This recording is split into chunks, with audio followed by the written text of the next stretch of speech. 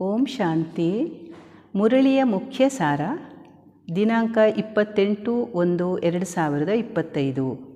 ಬಾಪ್ದಾದ ತಿಳಿಸ್ತಾ ಇದ್ದಾರೆ, ಮಧುರ ಮಕ್ಕಳೇ, ಪಾಸ್ ವಿತ್ ಆನರ್ ಆಗಬೇಕೆಂದರೆ ಶ್ರೀಮತದಂತೆ ನಡೆಯುತ್ತಾ ಇರಿ. ಕುಸ್ಸಂಗ ಮತ್ತು ಮಾಯೆಯ ಬಿರುಗಾಳಿಯಿಂದ ತನ್ನನ್ನು ರಕ್ಷಣೆ ಮಾಡಿಕೊಳ್ಳಿ. ಬಾಪ್ದಾದ ಪ್ರಶ್ನೆ ಕೇಳ್ತಾ ಇದ್ದಾರೆ, ತಂದೆಯು ಮಕ್ಕಳ ಯಾವ ಸೇವೆಯನ್ನು ಮಾಡಿದ್ದಾರೆ ಅದು ಮಕ್ಕಳೂ ಸಹ ಮಾಡಬೇಕಾಗುತ್ತದೆ. ಬಾಪ್ದಾದ ಉತ್ತರ ತಿಳಿಸ್ತಾ ಇದ್ದಾರೆ, ತಂದೆಯು ಮುದ್ದಾದ ಮಕ್ಕಳೇ ಎಂದು ಹೇಳಿ ವಜ್ರ ಸಮಾನರನ್ನಾಗಿ ಮಾಡುವಂತಹ ಸೇವೆಯನ್ನು ಮಾಡುತ್ತಾರೆ.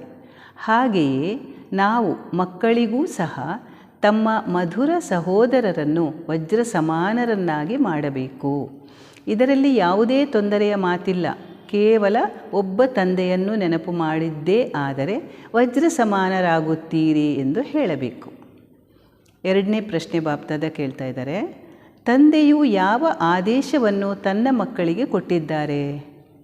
ಬಾಪ್ದಾದ ಉತ್ತರ ತಿಳಿಸ್ತಾ ಇದ್ದಾರೆ, ಮಕ್ಕಳೇ, ನೀವು ಸತ್ಯ ಸಂಪಾದನೆಯನ್ನು ಮಾಡಿಕೊಳ್ಳಿ ಮತ್ತು ಮಾಡಿಸಿರಿ. ನಿಮಗೆ ಯಾರಿಂದಲೂ ಸಹ ಸಾಲ ತೆಗೆದುಕೊಳ್ಳಲು ಅನುಮತಿ ಇಲ್ಲ. ಬಾಪ್ದಾದ ಧಾರಣೆಗೋಸ್ಕರ ತಿಳಿಸ್ತಾ ಇದ್ದಾರೆ, 1. ವಿದ್ಯಾಭ್ಯಾಸದಲ್ಲೆಂದೂ ಹುಡುಗಾಟಿಕೆ ಮಾಡಬಾರದು. ಸ್ವದರ್ಶನ ಚಕ್ರಧಾರಿಗಳಾಗಬೇಕು.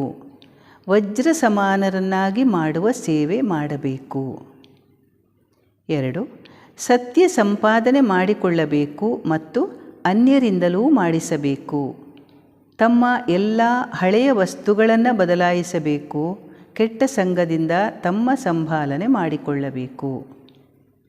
ಬಾಪ್ದಾದ ವರದಾನ ಕೊಡ್ತಾ ಇದ್ದಾರೆ, ಜಗತ್ತಿನ ಬೆಳಕಾಗಿ ಭಕ್ತರನ್ನು ದೃಷ್ಟಿಯಿಂದ ತೃಪ್ತರನ್ನಾಗಿ ಮಾಡುವಂತಹ ದರ್ಶನೀಯ ಮೂರ್ತಿಗಳಾಗಿರಿ.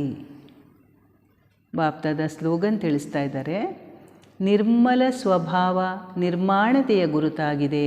ನಿರ್ಮಲರಾಗಿ ಆಗ ಸಫಲತೆ ಸಿಗುವುದು. ಓಂ ಶಾಂತಿ.